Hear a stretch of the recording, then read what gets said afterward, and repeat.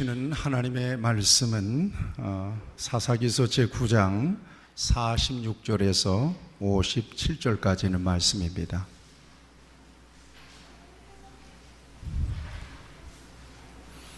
기록된 계시 말씀을 제가 봉독하겠습니다. 세겜 망대의 모든 사람들이 이를 듣고 엘브리 신전의 보루로 들어갔더니 세겜 망대의 모든 사람들이 모인 것이 아비멜렉에게 알려지매 아비멜렉 및 그와 함께 있는 모든 백성이 살몬산에 오르고 아비멜렉이 손에 도끼를 들고 나뭇가지를 찍어 그것을 들어 올려 자기 어깨에 메고 그와 함께 있는 백성에게 이르되 너희는 내가 행하는 것을 보나니 빨리 나와 같이 행하라 하니 모든 백성들도 각각 나뭇가지를 찍어서 아비멜렉을 따라 보루 위에 놓고 그것들을 얹혀 있는 보루에 불을 놓음에 세겜 망대에 있는 사람들이 다 죽었으니 남녀가 약 1000명이었더라. 아비멜렉이 데베스에 가서 데베스에 맞서 진치고 그것을 점령하였더니 성읍 중에 견고한 망대가 있으므로 그 성읍 백성의 남녀가 모두 그리로 도망하여 들어가서 문을 잠그고 망대 꼭대기로 올라간지라.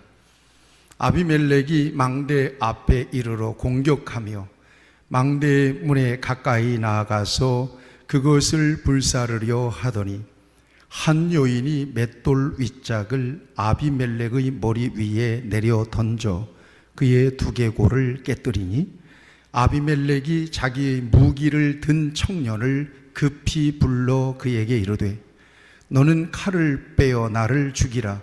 사람들이 나를 가리켜 이르기를 여자가 그를 죽였다 할까 하노라 하니 그 청년이 그를 찌르매 그가 죽은지라. 이스라엘 사람들이 아비멜렉이 죽은 것을 보고 각각 자기 처소로 떠나갔더라.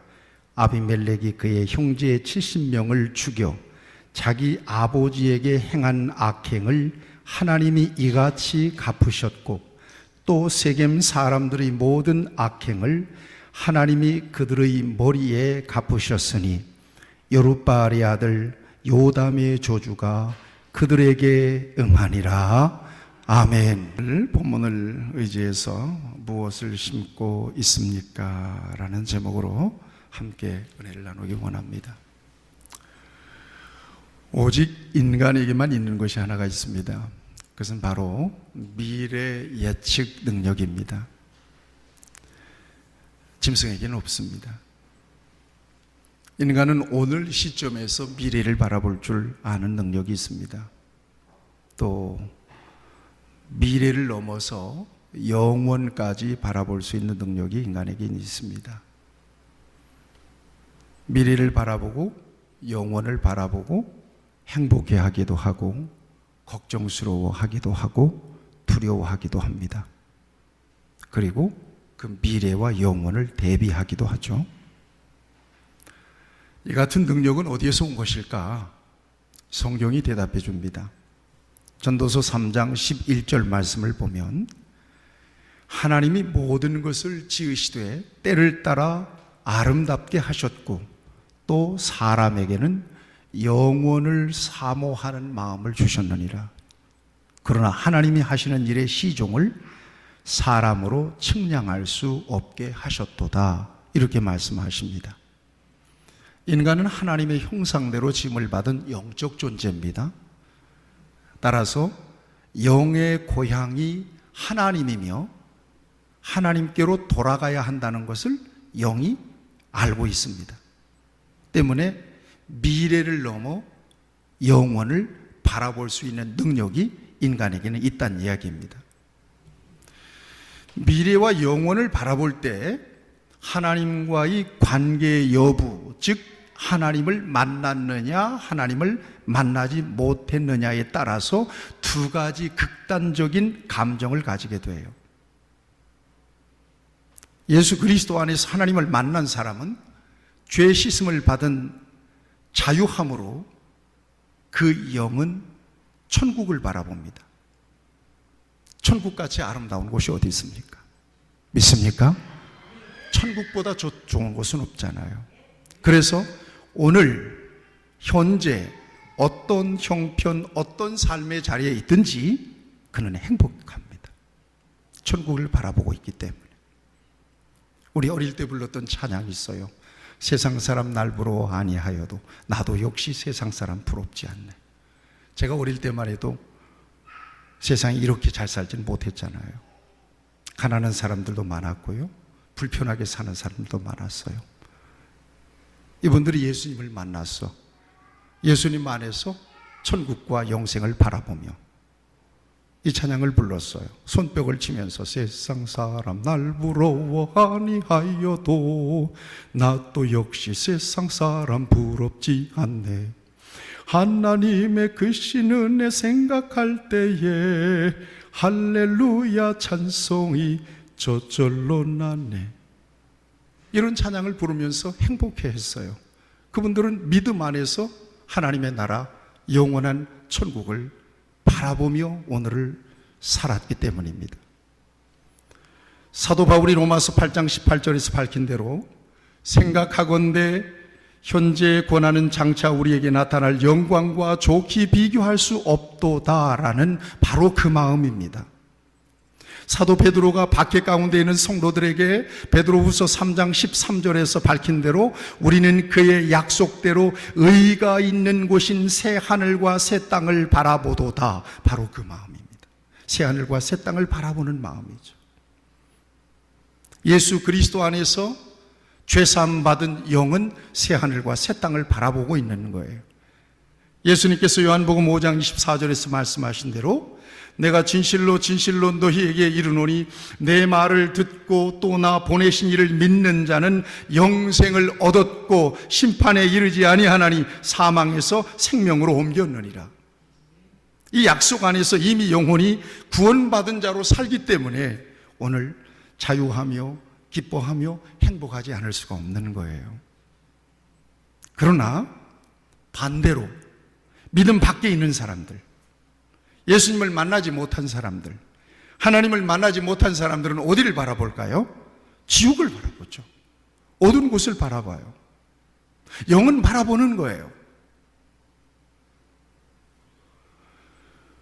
오늘 육신의 행복만을 위해서 사는 사람들, 무엇을 먹을까, 무엇을 마실까, 무엇을 입을까를 골몰하면서 그것이 채워지면 만족하고 부족하면 불행을 느끼며 사는 일생을 사는 사람들, 그러나 불신자라 할지라도 그의 영은 지옥을 바라봅니다. 영은 바라보는 거예요. 지옥보다도 고통스러운 곳이 어디 있어요?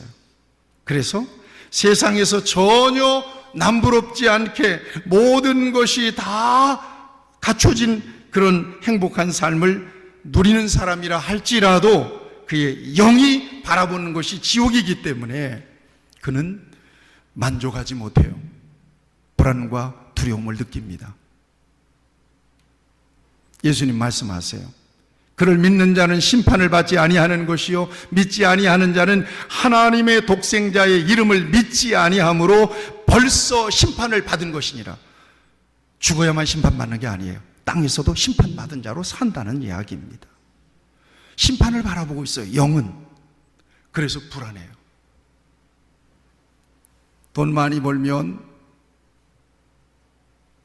불행 끝 행복 시작이고 인생이 완전히 역전되는 줄로 착각하는 사람들이 있습니다.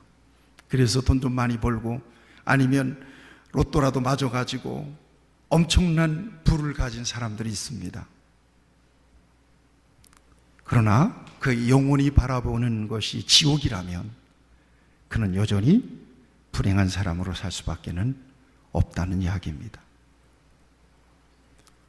사람의 영은 영원을 바라봅니다. 예수 그리스도 안에서는 영이 영생을 바라보기 때문에 오직 주님의 공로를 의지합니다. 예수님 포기하지 못하잖아요. 저와 여러분들이. 불신앙 속에서 영은 심판을 바라보기 때문에 무엇으로 대비하려고 합니까? 선행으로 영혼을 보상받으려고 해요. 그래서 자기 열심으로 선행을 하게 되는 거예요. 그러나 성경은 오직 예수 그리스도 안에서 거듭난 사람에게만 밝은 영혼을 보상받을 수 있다고 약속하십니다. 여러분 약속을 믿으시나요? 베드로전서 1장 23절을 보면 너희가 거듭난 것은 썩어질 씨로 된 것이 아니라 썩지 아니할 씨로 된 것이니 살아있고 항상 있는 하나님의 말씀으로 되었다라고 말씀하십니다. 요한복음 3장 5절 예수께서 대답하시되 진실로 진실로 내게 이르노니 사람이 물과 성령으로 나지 아니하면 하나님의 나라에 들어갈 수가 없느니라. 선행이 아니란 얘기예요. 선행을 통해서 우리의 미래와 인간의 영혼을 대비할 수는 없다는 이야기입니다. 아무리 착하게 살아도 그는 여전히 그 영은 거듭나지 못한 영은 여전히 지옥을 바라보고 있는 거예요. 불편해요. 세상에서 원하는 걸 다 얻었는데도 불편해요. 왠지 모르게 불행을 느껴요. 안절부절해요. 세상을 떠날 순간이 점점 가까워오면 그는 여전히 공포스러운 표정으로 남은 여생을 지냅니다. 살아있는 동안에 무엇을 심느냐, 이건 대단히 중요한데, 왜냐하면 심은 대로 반드시 거두기 때문입니다. 그 심는 기간은 살아있는 기간입니다. 저와 여러분들이 이 세상에서 살아있는 지금 무엇을 심느냐가 중요하다는 것입니다. 진정으로 복이 있는 사람은 어떤 사람이냐? 진정으로 제대로 심는 사람은 어떤 사람이냐? 예수 그리스도 안에서 영생을 바라보는 사람입니다. 다른 게 아닙니다. 다른 거 없습니다. 왜냐하면 인생은 제한된 기간 동안에 살다가 세상을 지나가는 것이기 때문입니다. 그래서 나그네라고 그러잖아요. 죽는 사람들을 제가 많이 보잖아요.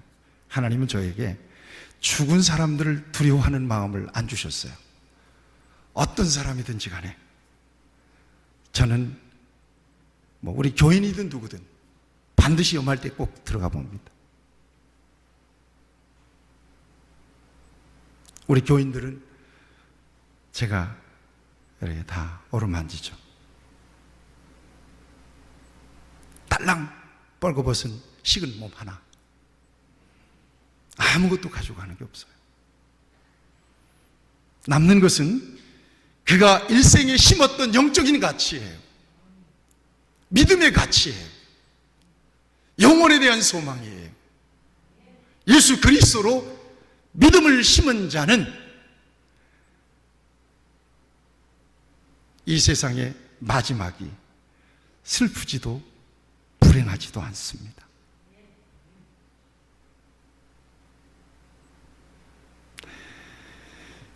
사사시대의 문제는요, 단지 윤리적이고 도덕적인 문제가 있었던 시대만은 아닙니다. 보다 근본적인 문제, 영적인 문제라고 하는 것은 하나님과의 관계 문제가 있었던 그런 시대였습니다. 하나님을 버리고 하나님 대신 우상들을 하나님처럼 섬기게 되자 그들의 모든 삶이 균형을 잃고 무너져 버렸습니다. 한마디로 영적인 파종이 잘못되었던 시대죠. 그러자 그에 상응하는 열매를 반드시 거두게 되는 것을 사사기를 통해서 보여주십니다. 오늘 이 가운데 사사시대를 살아가는 성도들은 없기를 바랍니다.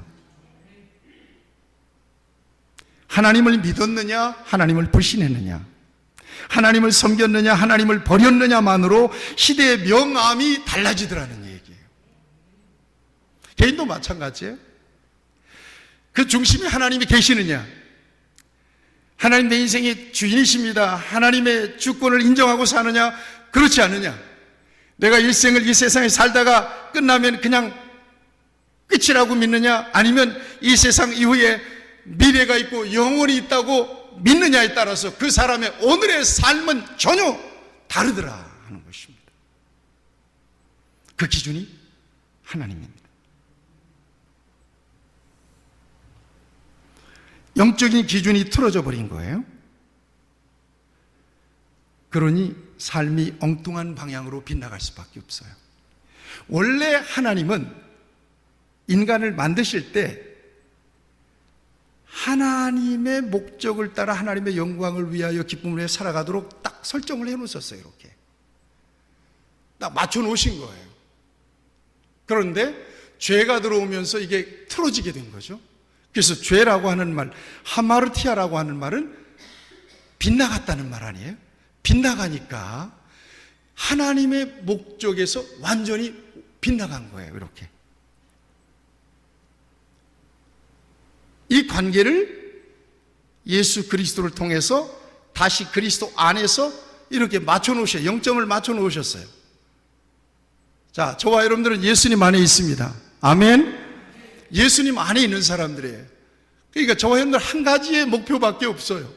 살아있는 동안에 하나님의 영광을 위해 사는 거예요. 나를 사랑하사 자기 몸을 버리신 하나님이 아들을 믿는 믿음 안에 사는 거예요. 다른 게 없어요. 많이 뭡니까? 뭐 건강합니까? 이건 하나님이 우리에게 주신 탤런트예요. 하나님의 영광을 위해서 쓸 수 있는 것들이에요. 그 이상도 이하도 아니에요. 그것 때문에 정말 내가 만족하고 행복하기를 원하느냐? 아니에요. 꿈 깨세요. 그러라고 하나님께서 우리에게 주신 거 아니에요. 적어도 예수님 안에서는 그렇다는 얘기예요. 목적이 맞았어요. 여러분, 우리가 짐짓 하나님께서 예수 그리스도의 희생을 통해서 십자가를 통해서 맞춰놓으신 이 하나님의 목적에서 어떤 일이 있어도 어긋나지 않게 되기를 주님의 이름으로 축원합니다. 이게 중요해요. 목표가 잘못 설정된 시대. 그러니 뭐 엉뚱한 결과가 오죠. 내비게이션 지금 오류가 없습니다. 제가 내비게이션을 처음 만나고 난 뒤에 얼마나 제가 신이 나는지 몰라요. 그래서 내비게이션을 만든 사람은 노벨상을 줘야 된다. 지금도 그 생각 변함이 없어요.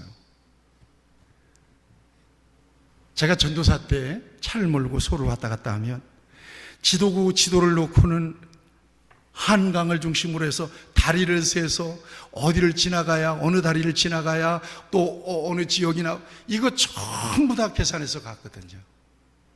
무슨 그때 휴대폰이 있어요. 물어 가는 거예요. 한번 길을 잘못 들면 뭐 막 그냥 헤매지 않습니까? 그런데 내비게이션이 나왔어요. 이건 운전자들에게 복음입니다. 이제는 어디든지 내비게이션만 들고 가면 갈 수 있어요. 초창기에는 좀 비쌌잖아요. 그래서 중고차 아니죠, 카센터에 가가지고 물어봤어요. 혹시 내비게이션 중고 나온 거 있어요? 그랬더니 있다는 거예요. 그때만 해도 리모컨으로 이렇게 조정하던 건데 그걸 달아놓고 한번 실험을 해봤어요. 얘가 정말 내가 설정해 놓은 곳까지 제대로 인도를 하나 안 하나, 어디를 설정해, 고대병원 정문을 딱 선정을 했어요. 그래서 딱 들고 갔더니 우로 가세요, 좌로 가세요, 멘트를 따라갔더니 이게 웬일이야. 고대병원 정문 앞에 딱 오니까 목적지에 도착했습니다. 그러면 신기하더라고요. 이제는 뭐 물을 필요가 없어. 그걸 달고 조금 다니다가 우리 어머님 생신이 되어서 어머님이 서울에 계실 때인데 우리 아내와 함께 케이크를 사서 내비게이션 믿고 서울을 갑니다. 인도하는 대로 가니까 서울 지역으로 가더라고요. 그런데 중간쯤에서 이 내비게이션이 완전히 오류가 나오는 거예요. 켜지질 않는 거예요. 이 큰일 났다. 당시에 제 동생이 대리운전을 하고 있었으니까 서울 지역을 뭐 손바닥처럼 다 보고 있었죠. 동생한테 전화해서 나 지금 어딘데, 어디 건물이 보이는데 어디로 가야 돼? 그랬더니 어디로 해서 오라고 그러는데 동생은 너무나 쉬운 길을 알려주는데 저는 잘 모르겠어요. 그래서 결국은 갔던 길을 잘 더듬어서 다시 집으로 돌아왔습니다.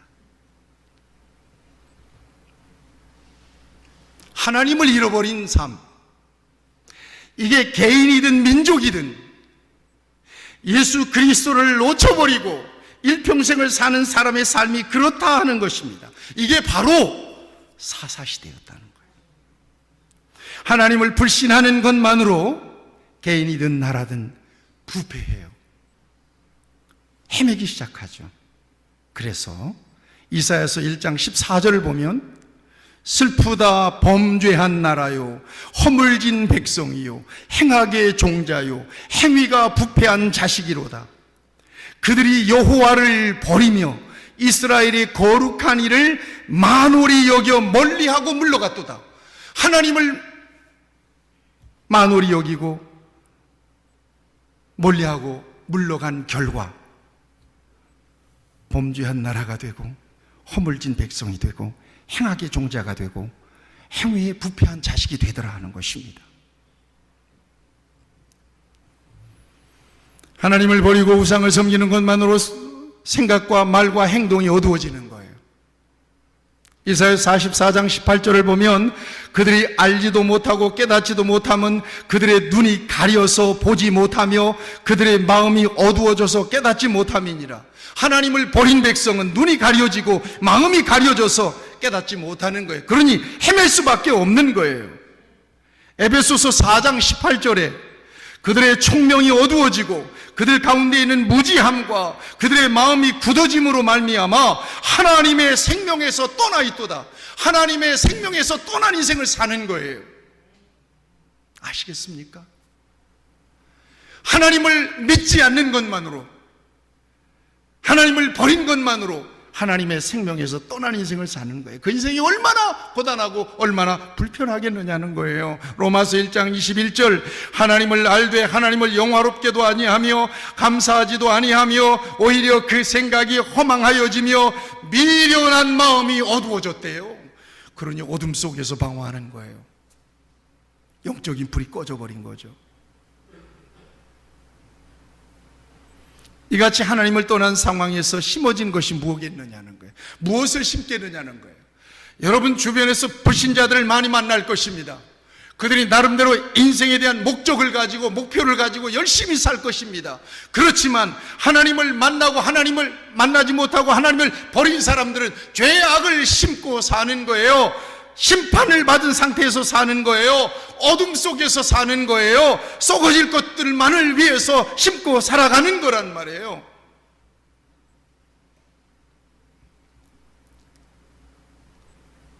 가데스 바네아에서 하나님을 불신한 백성들이 무엇을 심든가요? 불평과 원망을 심잖아요. 가나안 땅에 가서 청탐하고 왔더니 거긴 거인 족속들이 사는데 도저히 우리는 그 앞에서 메뚜기처럼 연약해서 못 들어가겠더라. 무슨 젖과 꿀이 흐르는 땅이냐. 못 들어간다. 그러면서 밤새도록 울면서 불평하잖아요. 애굽이 좋았습니다. 광야에서 차라리 죽었으면 좋았겠습니다. 다시 애굽으로 돌아갑시다. 하나님께서 말씀하세요.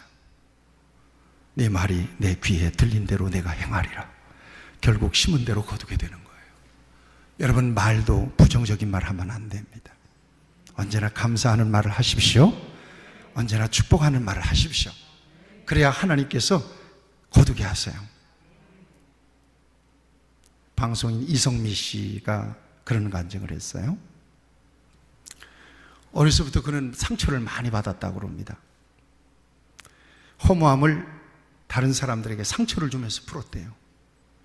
그러다가 2003년도 마지막에 버팀목이었던 아버지가 돌아가신 뒤에 마음이 무너져가지고 방송 일을 정리하고 캐나다로 갔답니다.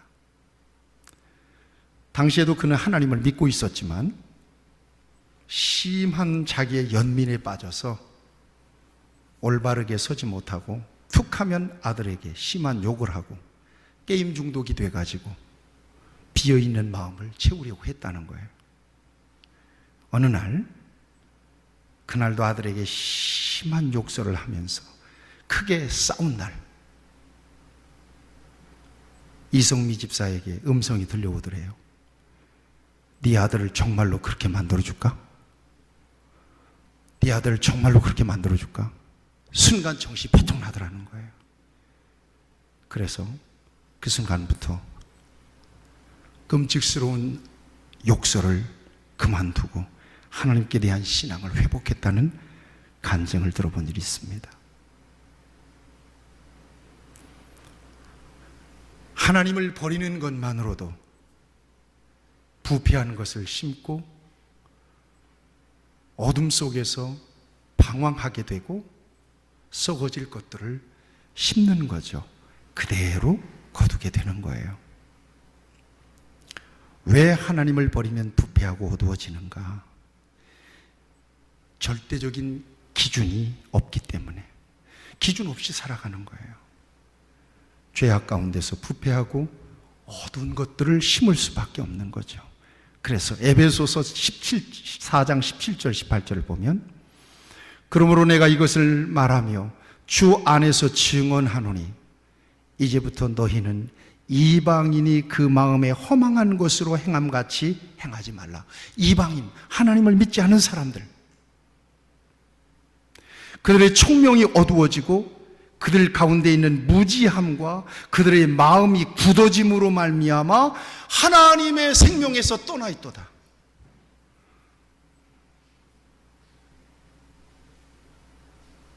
이해하시겠습니까? 하나님을 불신하고 하나님을 버리는 것만으로도 하나님의 생명에서 떠나 있는 인생을 사는 거예요. 여러분, 그 인생이 얼마나 부담스러운 인생이 되겠어요. 자, 이 같은 배경에서 무엇을 심든지 심은 대로 거둔다는 큰 명제를 저와 여러분들의 가슴 속에 딱 심어놓고 오늘 본문 말씀을 좀 주목해서 보십시오. 이 세겜과 아비멜렉의 관계는 제가 여러분들에게 아침마다 드리는 영상을 통해서 설명을 드린 바가 있습니다. 미디안에 의해서 7년 동안 이스라엘 백성들이 압제를 받았죠. 이때 미디안에서 구원한 사사가 기드온입니다. 기드온이 미디안을 물리치고 이스라엘을 40년 동안을 통치하죠. 잘 들어보세요. 40년 동안을 통치해요. 기드온이 통치하던 시대는 굉장히 평화로웠습니다. 그런데 그가 말년에 황금으로 대제사장의 에봇을 만들어서 자기 고향에 세워요. 그러자 이스라엘 백성들이 그 에봇에 무슨 신통한 힘이 있는 줄 알고 그 에봇을 하나님처럼 섬겼단 말이에요. 왜 자기 고향에다가 입지도 못할 황금 에봇을 만들어서 고이 모셔놨을까요? 여기에 기드온의 말년에 타락한 마음이 있는 거예요. 그게 교만이죠. 원래 제사장은 어디에 있어야 돼요? 성전에 있어야 되죠. 당시에 성전은 어디에 있었어요? 실로라고 하는 곳에 성전이 있었단 말이에요. 엄연히 실로에 성전이 있고 대제사장이 거기에 있는데 자기는 정치 지도자일 뿐이에요. 사사. 그런데 금을 거두어서 백성들에게 금으로 만든 제사장의 에봇을 자기 고향에다가 딱 세워놨단 말이에요. 여러분, 이것부터 기드온이 틀어지기 시작하죠. 그 다음에 이 기드온에게는 부인이 많았단 말이에요. 그래서 아들들을 70명이나 낳았단 말이에요. 아들만 70명이에요. 그 중에서 아비멜렉은 세겜에서 얻은 첩의 소생입니다. 첩의 소생.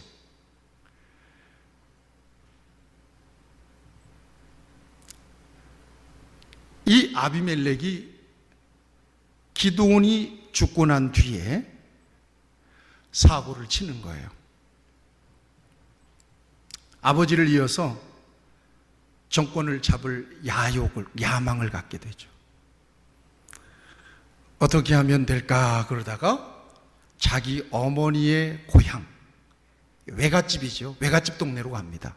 세겜 외갓집 동네로 갑니다. 그래서 거기에 일가 친척들을 다 불러 모읍니다. 그리고 세겜 사람들에게 얘기하는 거예요. 우리 형제들이 70명이나 된다. 이 70명이 다 이스라엘을 통치하는 것이 좋겠느냐, 한 사람이 통치했으면 좋겠느냐. 여러분, 나는 우리 어머니가 이 동네에서 나셔서 이 동네에서 태어난 사람인 것을 기억하세요. 웅변력도 대단히 했었던 것 같아요. 설득력도 있었고요. 그러니까 세겜 사람들이 단순히 생각해 보니까 그도 그래, 70명의 아들 가운데서 누군가가 왕이 돼야 된다면 자기 고향 사람이 됐으면 좋겠어. 이 사람이 아비멜렉이에요.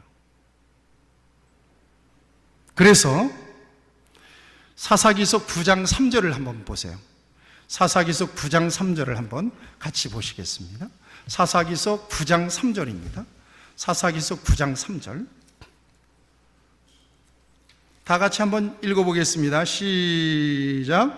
그의 어머니의 형제들이 그를 위하여 그 이 모든 말을 세겜의 모든 사람들의 귀에 말하며 그들의 마음이 아비멜렉으로 기울어 이르기를 그는 우리 형제라 하고. 아비멜렉으로 세겜 사람들의 마음이 확 기울어 버린 겁니다. 확 기울어 버렸습니다. 그래서 바알브리 신전에서 은 70개를 내서 정권을 잡는데 필요한 대로 쓰라고 아비멜렉에게 건네줍니다. 당시 은 70개는 상당히 큰 돈입니다. 그런데 이 돈으로 아비멜렉이 무슨 짓을 했는가 하면 불량배들을 다 고용을 합니다. 그래서 이 불량배들을 고용해서 소위 오늘날 깍두기들입니다.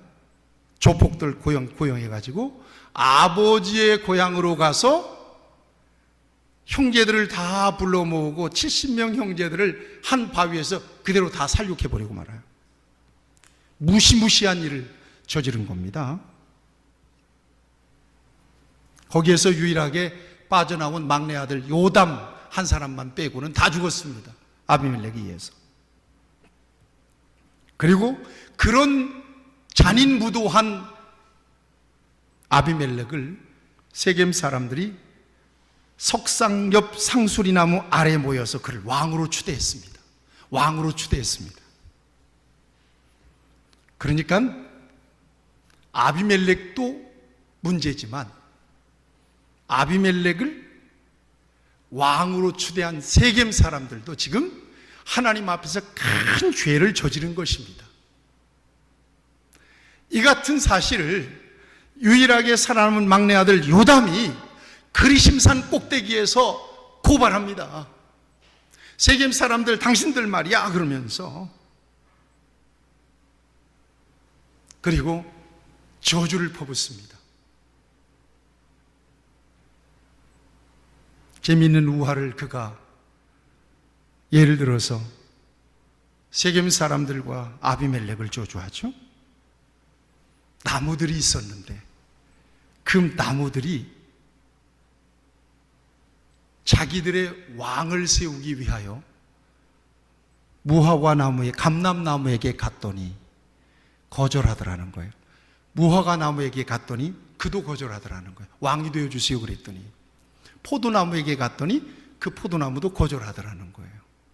왜 거절했느냐? 자기들은 자기들이 가지고 있는 본분이 크다고 여겼기 때문에, 그 본분을 지켜내야 했기 때문에 거절했다는 거예요. 그래서 가시나무에게 갔대요. 그랬더니 가시나무가 아주 반기인 거예요. 너희들이 정말 나를 왕으로 삼을 거냐? 알았어. 예스. 그렇다면 내 아래에 다 복종해라. 그렇지 않으면 내게서 가시나무에서 불이 나와서 백향목을 다 살라버릴 것이다. 이런 우화를 들지요. 가시나무가 누굽니까?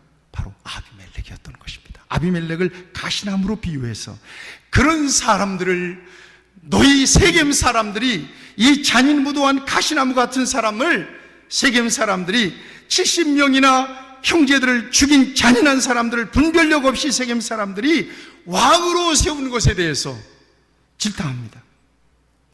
아비멜렉 같은 사람을 왕으로 세우는 것이 진실하고 의로운 일이었더냐? 그것이 죽음을 무릅쓰고 미디안을 물리치고 이스라엘을 구원한 아버지 여룻바알 기드온을 선대함이었더냐?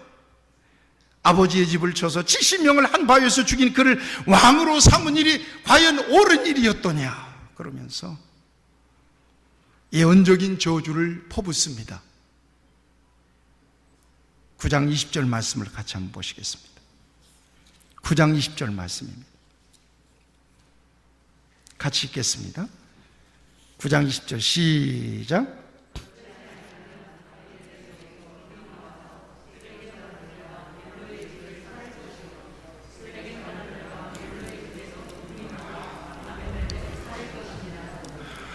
그렇습니다. 세겜 사람들도 망하게 될 것이고 아비멜렉도 망하게 될 것이라는 거예요. 이건 예언적인 말씀이에요. 이 예언이 그대로 이루어진 말씀을 지금 저와 여러분들이 읽은 거예요. 이 요담의 예언이 3년 만에 이루어지기 시작하는데, 성경을 보면 하나님께서 악한 영을 세겜 사람들에게 보냈다는 거예요. 그러니까 세겜 사람들의 마음이, 아비멜렉으로 기울었던 세겜 사람들의 마음이 갑자기 돌변하기 시작했습니다. 그래서 세겜 사람들이 아비멜렉을 거부하고 경계하고 도전하기 시작했어요. 그래서 그리심산에 매복하고 있다가 그리로 지나가는 모든 사람들을 아비멜렉을 괴롭히기 위하여 다 털었습니다. 그러니 여러분, 아비멜렉이 보통 신경 쓰였겠습니까? 결국 아비멜렉이 자기를 왕으로 세운 어머니의 고향 세겜성을 완전히 토벌해 버립니다. 그리고 성읍을 다 헐어버립니다. 그리고 거기다가 소금을 쳐버립니다. 세겜 사람들을 하나님께서는 그렇게 심판하고 그렇게 저주했던 것입니다. 오늘 본문의 상황은 세겜 사람들 가운데서 아비멜렉이 세겜성을 토벌할 때 살아남은 사람들이 어디로 피했는가 하면 성루, 세겜 성루로 다 피했습니다. 그 성루로 가면 은신처가 있었는데, 오늘 본문 말씀을 보실래요? 46절을 보세요. 불이 신전의 보루 그랬어요. 보루는 땅 밑으로, 지하 벙커입니다. 땅 밑으로 판 지하 벙커예요. 여기에 1000명이나 들어갈 수 있는 지하 벙커였으니까 얼마나 엄청난 벙커였겠어요. 여기로 다 들어갔습니다.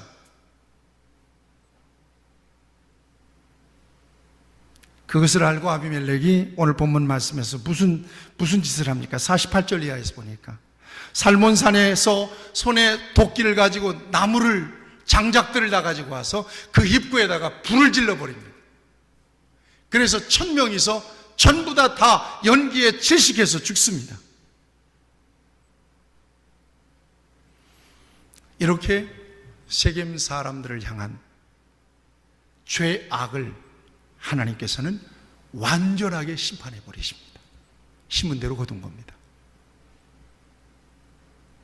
그럼 아비멜렉은 어떻게 됐느냐? 오늘 본문에서 자상하게 소개하고 있습니다. 세겜을 정벌하고 아비멜렉이 세겜에서 한 20km 정도 떨어진 데베스라고 하는 위성도시를 공격할 마음을 갖는 거예요. 그래서 아비멜렉과 그 군대가 데베스에 쳐들어오자 데베스 사람들이 성루로 다 올라갑니다. 그래서 문을 걸어 잠그고 성루 꼭대기 옥상으로 올라가는 거예요. 그러자 아비멜렉이 화궁으로 한번 재미를 봤잖아요. 역시 장작들을 모아다가 성루에다가, 얼마나 잔인한지 몰라요, 불을 놓기 위하여 장작들을 쌓아놓고 불을 붙이기 위하여 성루 문 앞쪽으로 이렇게 가고 있는데 위에서 맷돌이 하나가 떨어지는 거예요. 맷돌 윗짝이 하나 뚝 떨어지는 거예요. 그것이 하필이면 아비멜렉의 머리에 맞아서 머리가 깨집니다. 그래서 결국 죽임을 당하게 되는 거죠.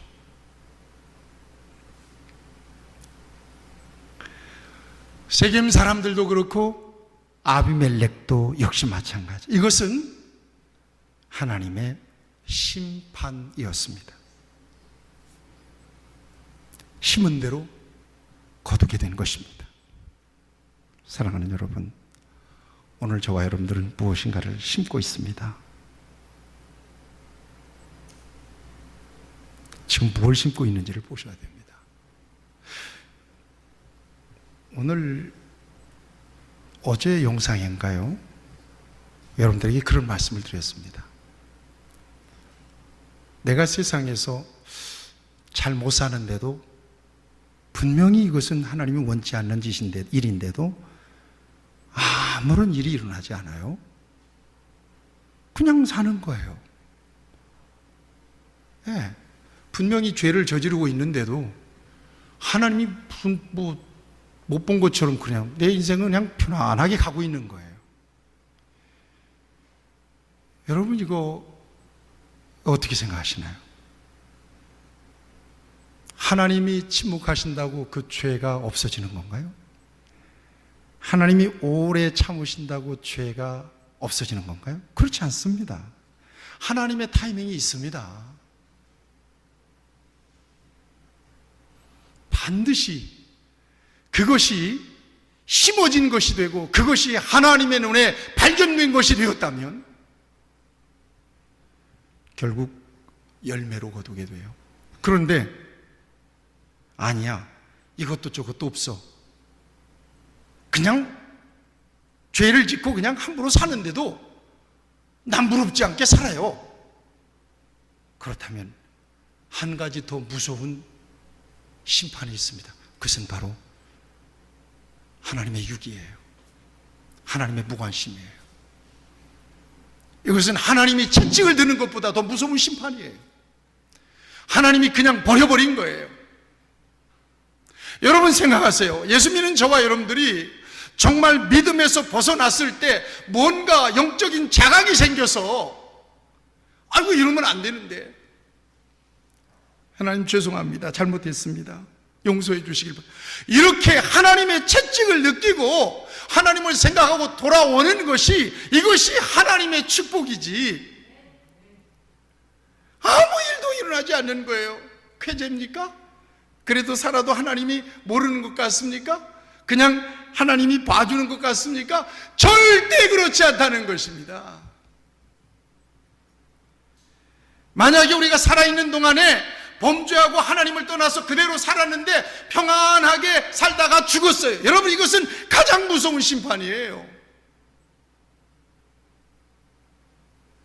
그런 차원에서 예수 믿는 저와 여러분들에게 가끔씩 오게 되는 고난이라고 하는 것은요, 하나님의 확성기입니다. 돌아오라고 하는 하나님의 확성기지요. 민감하게 깨닫고 하나님 앞에 돌아가는 것, 이거 큰 복입니다. 내가 내 인생의 주인인 줄 알고 착각했습니다. 아이고 하나님 죄송합니다, 다시 시작하겠습니다.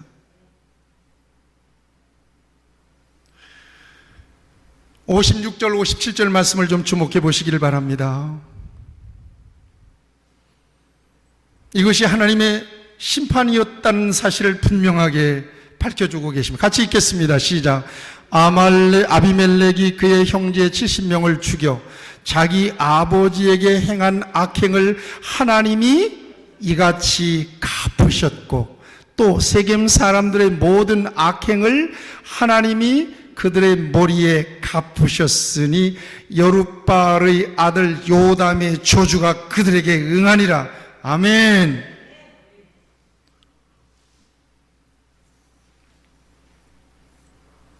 하나님을 두려워하는 마음으로 사시는 저와 여러분들이 되기를 바랍니다. 갈라디아서 6장 7절 8절 말씀을 보면 스스로 속이지 말라. 하나님은 업신여김을 받지 아니하시나니 사람이 무엇으로 심든지 그대로 거두리라. 자기의 육체를 위하여 심는 자는 육체로부터 썩어질 것을 거두고 성령을 위하여 심는 자는 성령으로부터 영생을 거두리라고 말씀하세요. 하나님은 속지 않는 하나님이라는 말씀입니다. 사랑하는 여러분, 오늘 저와 여러분들 가운데서 진정으로 믿음을 따라 사는 중에도 내 삶이 어느 순간부터 하나님과의 관계가 틀어졌다고 여기는 부분이 있을 수 있습니다. 얼른 오늘 말씀을 여러분들이 듣고 이건 내게 주시는 말씀이라고 생각하시고 얼른 교정하시기를 바랍니다. 그럴 때 하나님께서는 여러분들에게 은혜를 베풀어 주십니다. 지나가는 것은 이제 다 지나가는 것입니다. 지금부터가 중요합니다. 그래서 저와 여러분들에게 오늘 하나님께서는 이 말씀 주시고 계시는 것입니다. 지금까지 내 인생을 살아오는 동안에 내가 정말 이런 부분들은 잘못 심었다라고 여겨지는 것들은 얼른 하나님 앞에 청산하셔야 됩니다. 회개하면 됩니다. 그리고 이후로 잘 살아가면 되는 거죠. 요즘 특별히 믿음을 따라 살아가기가 너무 힘든 시대를 저와 여러분들이 살아가고 있습니다. 과거 같으면 분위기를 따라서라도 기본적인 신앙의 흐름을 유지할 수 있었는데 요즘은 진정한 신앙이 없으면 믿음을 지켜내기가 불가능할 만큼 영적인 장애물들이 참 많습니다.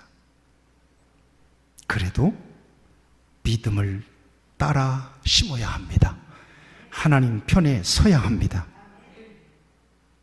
그래도 예배는 드려야 합니다. 전도는 해야 합니다. 감동을 따라 충성도 해야 합니다. 하나님은 그 모든 일에 행한 대로 정확하게 갚아주시는 분이시기 때문입니다. 기도하십시다.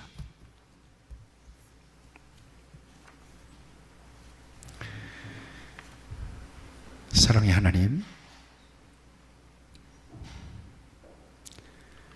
오늘 우리에게 참으로 소중한 말씀을 주셨습니다. 행한 대로 갚아주시는 하나님을 다시 한번 보여주셨습니다.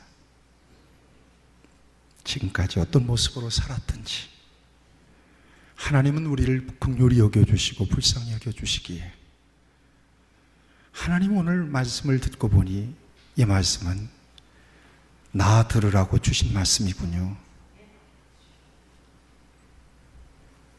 회개합니다. 하나님이 정확하게 나를 아셨군요. 나를 보셨군요. 나에게 속히 돌이키라고 주신 말씀으로 믿고 이 시간 이후로 나의 삶을 하나님께 완벽하고 완전하게 되돌리기를 원합니다.